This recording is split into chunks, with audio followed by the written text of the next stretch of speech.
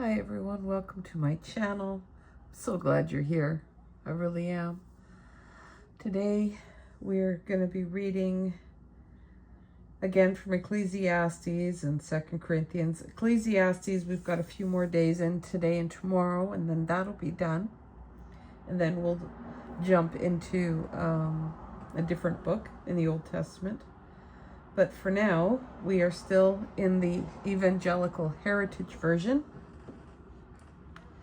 And we are going to pick up our ecclesiastical dissertation with chapter 7, verse 1, and we're going to go through to the end of chapter 9.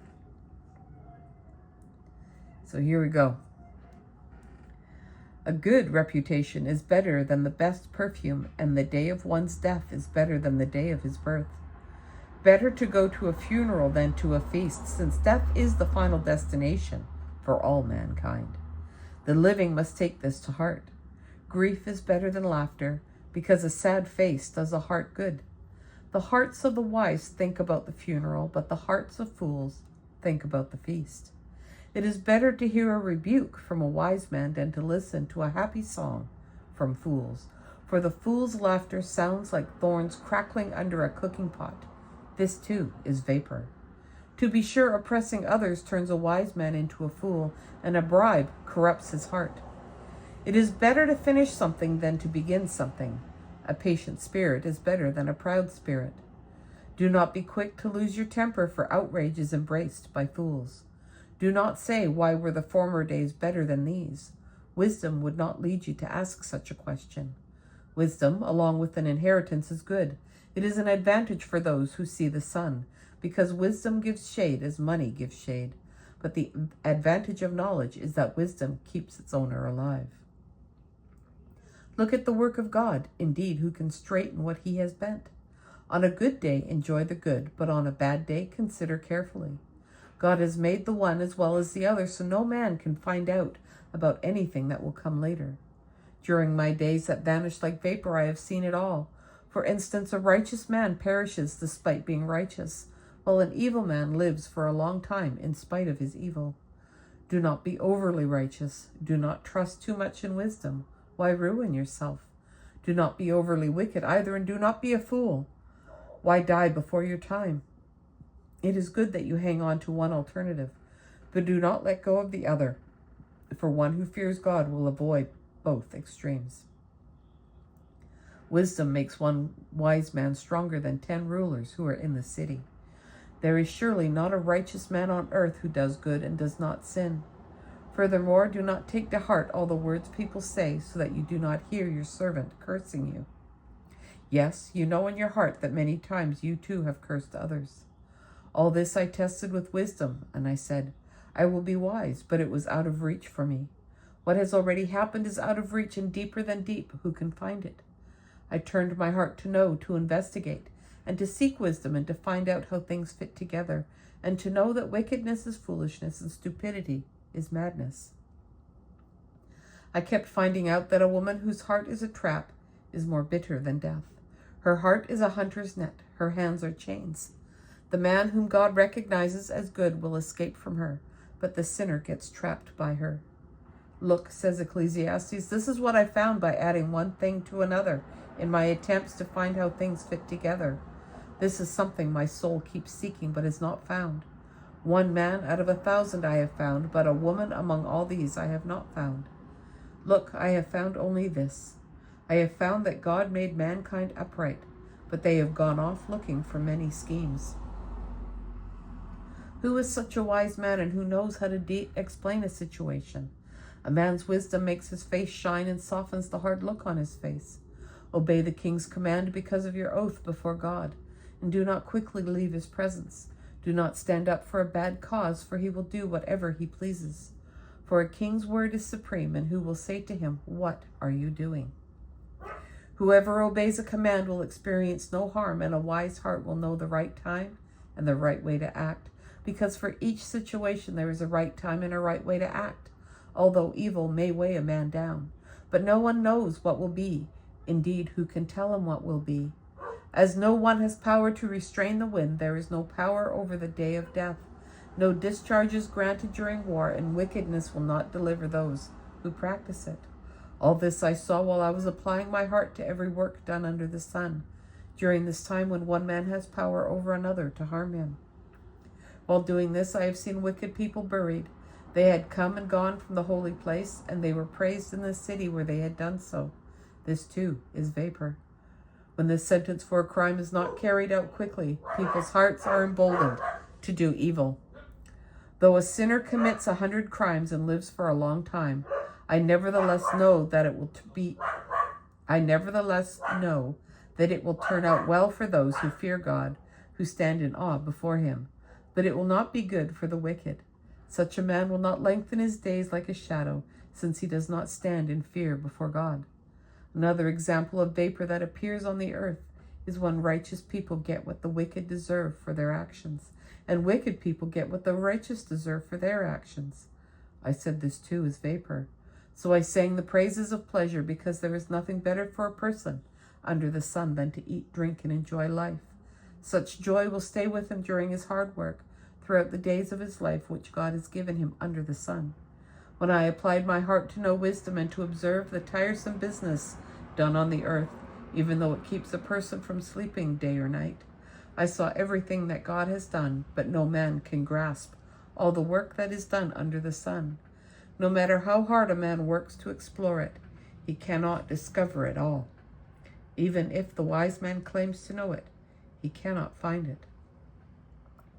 Nevertheless, as I pondered all this in my heart, I wanted to make all this clear, that the righteous, the wise, and their works are in God's hand. Will there be love or hate? No one knows anything that is ahead of him. Everything turns out the same for everyone. One destination awaits for the righteous and the wicked and the good, the ceremonially clean and the unclean, the one who brings sacrifices and the one who does not. As it will be for the good, so it will be for the sinner. As it will be for the one who swears an oath, so it will be for the one who is afraid to take an oath. This is an evil that infects everything done under the sun. Yes, they all share one fate. What's more, people's hearts are full of evil, and madness is in their hearts as long as they live. After that, they go to the dead. Now, whoever is still joined to all the living has hope, because a living dog is better than a dead lion. At least the living know that they will die, but the dead know nothing. They have no further reward, because all memory of them is forgotten. Their love, their hate, and their envy have already perished, and they will never again take part in anything done under the sun. Go ahead and eat your food with joy and drink your wine with a happy heart, for God is already pleased with what you do. Wear white clothing all the time and always put lotion on your head. Enjoy life with the wife you love all the days of your life that vanishes like vapor, the life which God has given you under the sun, all the days that vanish like vapor, for that is your portion in life and your reward from all the hard work at which you worked so hard under the sun. Whatever your hand finds to do, do it with all your strength, for there is no work, planning, knowledge, or wisdom in the grave where you are heading. I looked again and saw that under the sun the race is not won by the swift, nor the battle by the strong.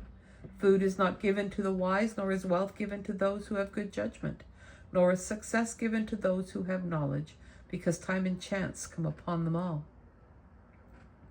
Certainly no man knows his time. Like fish caught in a deadly net, and like birds caught in a trap, people are trapped at an evil time which falls on them suddenly. I also saw this example of wisdom under the sun, and it impressed me. There was a small city that had few men in it.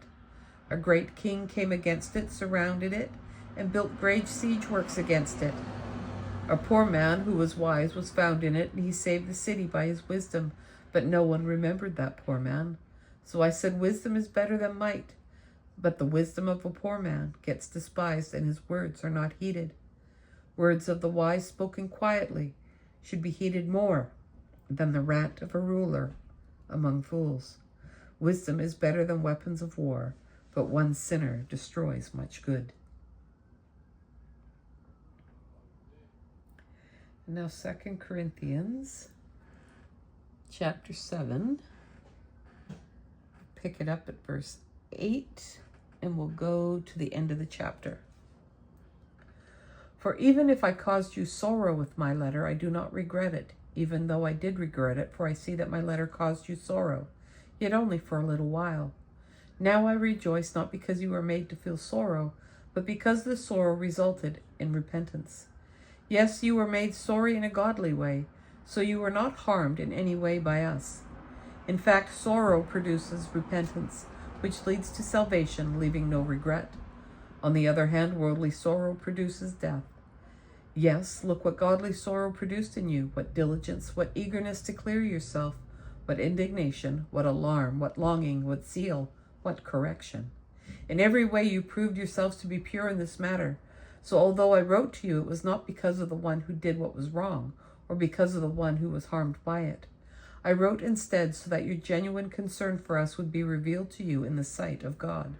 For that reason we have been comforted.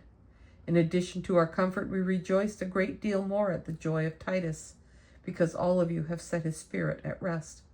For if I made any boast to him about you, I have not been put to shame. Rather, just as everything we said to you was true, so also our boasting to Titus turned out to be true. And his heart goes out to you even more as he remembers the obedience of all of you, how you received him with fear and trembling.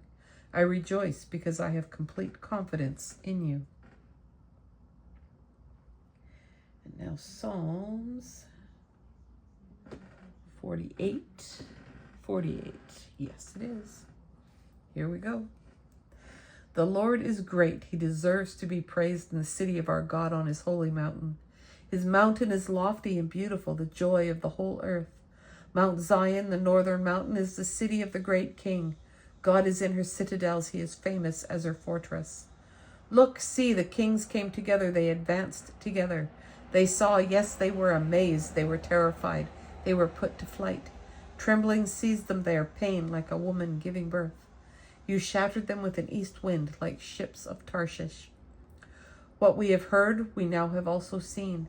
In the city of the Lord of armies, in the city of our God. God establishes her forever. Inside your temple, O God, we meditate on your mercy. Your praise, O God, reaches to the ends of the earth, just as your fame does. Righteousness fills your hand. Mount Zion rejoices. The daughters of Judah celebrate because of your judgments. Go around Zion, yes, go all the way around her. Count her towers. Consider her rampart. View her citadels, so that you may tell the next generation about them. For this God is our God forever and ever. He will guide us beyond death. And Proverbs 22, verse 17 through 19. Oh, a couple of them. All right, here we go. Open your ears and listen to the words of the wise, and set your heart on the knowledge that I offer. For it is pleasant when you keep my words deep within you, and you have them ready on your lips. Today I make my words known to you, yes, to you, so that your trust will be in the Lord. And that, my friends, is the reading for September 4th, 2025. Again, I am really glad you joined me. And I hope you had an awesome day, or having an awesome day, whenever you're listening to this. Take care, and we'll catch you on the next one. Bye for now.